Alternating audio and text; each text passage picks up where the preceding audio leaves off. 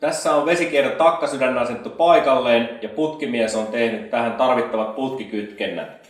Eli takkasydämen alaosaan tulee varaajalta paluuputki, kylmävesiputki, ja vastakkaisessa nurkassa on varaajalle menoputki ja pumppuyksikkö on välissä.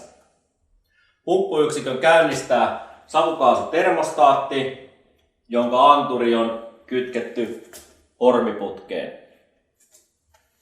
Lisäksi takkasydämessä on jäähdytyskierrukka esimerkiksi sähkökatkoksia varten, jolloin jos latauspumppu pysähtyy, niin terminen venttiili estää takkasydämen kiehumisen. Lisäksi toisena varalaitteena on ylipaineventtiili, joka on yhdistetty jäähdytyskierrokan rinnalla viemäriputkeen, joka on takkasydämen vieressä. Lisäksi muista kytkennöistä takkasydämessä on kylmävesisyöttö termiselle venttiilille sekä sähkösyöttö savukaasutermostaattia varten. Ja latauspumppu voidaan asentaa tarvittaessa takkasydämen viereen, jos putkivenon pituus on yli 6 metriä tekniseen tilaan. Ja meno- ja paluuputki on tehty 28 millisellä kuparilla ja kylmävesisyötöt 15 millin kuparilla.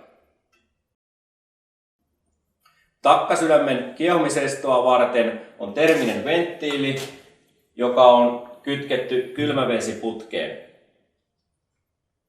Mikäli takkasydämen vesivaipan lämpötila ylittää yli 97 astetta, esimerkiksi siinä tapauksessa, jos tulee sähkökatkos ja takassa on tulet, niin voi olla mahdollista, että takkasydän alkaa kiehumaan ja tällöin terminen venttiili aukaisee kylmävesilinjan ja jäähdyttää takkasydämen vesivaippaa.